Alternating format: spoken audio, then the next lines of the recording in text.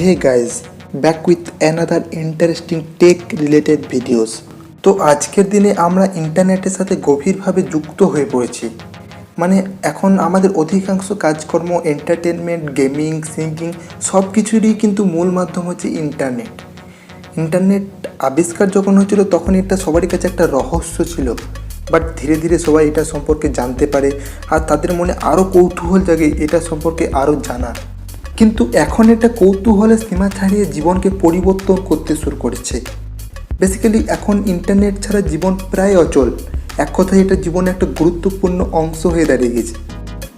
তো আজ থেকে 25 বছর আগে কিন্তু ইন্টারনেটের গুরুত্ব একেবারেই ছিল না, বাট আজ তা শীর্ষে রয়েছে। কিন্তু ইন্টারনেট কি সেই একই রকম আছে? না, সেটা কিন্তু একেবারেই নয়। শুরুতে ইন্টারনেট যা ছিল সেটা নানা দিক থেকে নানাভাবে পরিবর্তন ঘটিয়ে আজ এই পজিশনে পৌঁছেছে। ERV এর বিভিন্ন ভাগ রয়েছে, যেমন internet, outer net, dark net ইত্যাদি। এছাড়া রয়েছে বিভিন্ন বৈশিষ্ট্য like proxy, domain, IP address মানে internet protocol address, VPN, virtual private network ইত্যাদি। তেমনি কিন্তু রয়ে গেছে কিছু খামতি, মানে যেটাকে আমরা নেগেটিভ সাইড বলি। তো ইন্টারনেটের নেগেটিভ সাইড যদি আমরা বলি তো সেটা হচ্ছে hacking, data loss, data leak ইত্যাদি আরও অনেক। তো সেই জন্য কিন্তু ইন্টারনেটের ডেভেলপমেন্ট চলছে আবিষ্কারের পর থেকে আজ পর্যন্ত, অ্যান্ড ফিউচারেও কিন্তু চলতে থাকবে। বাট এখানে একটা নতুন ধারণা উঠে এসেছে এই ইন্টারনেট ডেভেলপমেন্টের ক্ষেত্রে, সেটা হলো কোয়ান্টাম ইন্টারনেট। বিষয় দুটো আনরিলেটেড মনে হতে পারে, কোথায় কোয়ান্টাম থিওরি আর কোথায় ইন্টারনেট।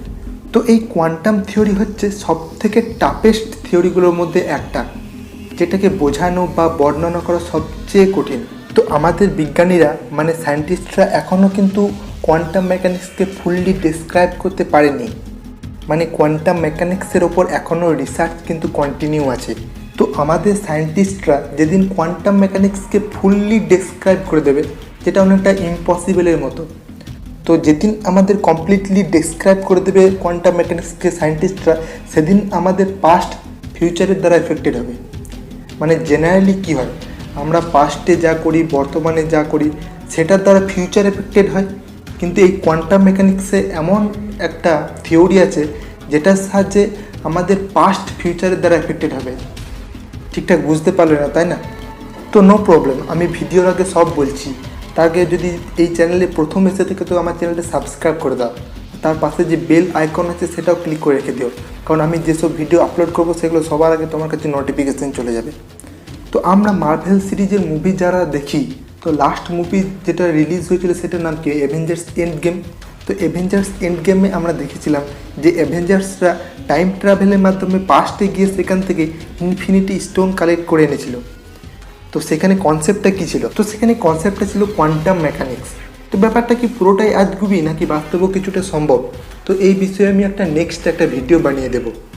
তো কোয়ান্টাম মেকানিক্সের দ্বারা অনেক কিছু ডেসক্রাইব করা সম্ভব, কিন্তু যেগুলো ক্লাসিক্যাল মেকানিক্সের দ্বারা সম্ভব নয়।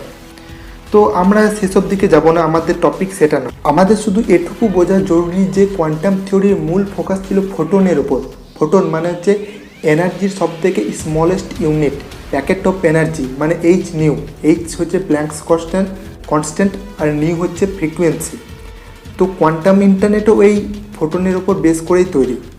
তো জেনারেলি আমরা যে ইন্টারনেটটা ইউজ করি সেখানে ডাটাটা যায় বাইনারি ফর্ম, মানে 0 ও 1 হিসাবে বিটের মধ্য দিয়ে। বাট কোয়ান্টাম ইন্টারনেটে ইউজ করা হবে কিউবিট, মানে কোয়ান্টাম বিট, যেখানে ডাটা ট্রান্সফারটা হবে ফোটনের মধ্য দিয়ে। নর্মালি আমরা একটা বিট দিয়ে একটা বাইনারি ফর্মই বোঝাতে পারি, কিন্তু কিউবিটের মধ্য দিয়ে একটা দিয়ে দুটো ফর্ম বোঝাতে পারি সুপারপজিশন দিয়ে। তো সেসব বর্ণনা আমাদের সীমার বাইরে। এছাড়া কিউবিটের মধ্য দিয়ে সেম অ্যামাউন্ট বিটে অনেক কমপ্লেক্স ডাটা ইজিলি স্টোর করা সম্ভব। সবথেকে বড় কথা, কিউবিটের যে সিকিউরিটিটা হবে সেটা হবে খুবই স্ট্রং, মানে ডাটা হ্যাক করাটা অনেকটা ইম্পসিবল হয়ে যাবে এই কোয়ান্টাম ইন্টারনেটে। তবে হ্যাঁ, এখানে ফোটন মানে H nu equals to frequency equals to c by lambda, c equals to speed of light আর ল্যামডা ইকুয়ালস টু ওয়েভলেন্থ। তার মানে এটা নয় যে ডাটা ট্রান্সফারের যেটা স্পিড সেটা লাইটের সমান হবে, ঠিক আছে? কারণ এখানে প্রথমে ডাটা ভেরিফাই করতে হবে, রিলেশন চেক করতে হবে, টেকনিক্যাল প্রবলেমও আছে কিছু। তাই এটা লাইটের মতো স্পিড না হলেও নর্মাল ইন্টারনেটে যে স্পিড তার থেকে অনেকটাই ফাস্ট হবে। কিন্তু এখানেও রয়ে গেছে কিছু ড্রব্যাকস, মানে কোয়ান্টাম ইন্টারনেটের ড্রব্যাকস। তো এই কিউবিট মানে কোয়ান্টাম বিটের জন্য দরকার কোল্ড এনভায়রনমেন্ট, তাছাড়া দরকার কিছু এনার্জি সোর্স, এরকম অনেক কিছুই দরকার এই কোয়ান্টাম বিটের জন্য। তাই এইসবের জন্য এই মুহূর্তে কোয়ান্টাম ইন্টারনেট পাওয়াটা পসিবল নয়। বাট 2030 বা 2035-এর দিকে হয়তো আমরা কোয়ান্টাম ইন্টারনেট দেখতে পারি, কিন্তু রিয়েল ওয়ার্ল্ডে এটাকে ইমপ্লিমেন্ট করতে আরও অনেক বেশি সময় লাগবে। তো এই ছিল আমার কোয়ান্টাম ইন্টারনেট সম্পর্কে কিছু বক্তব্য। তোমাদের কেমন লাগলো ভিডিওটা সেটা আমাকে কমেন্ট বক্সে অবশ্যই জানিও। আর এরকম ধরনের আরও অনেক ভিডিও দেখার জন্য চ্যানেলটা সাবস্ক্রাইব করে রেখে দাও। তো দেখা হচ্ছে নেক্সট ভিডিওতে, ততক্ষণ পর্যন্ত বাই বাই, টেক কেয়ার।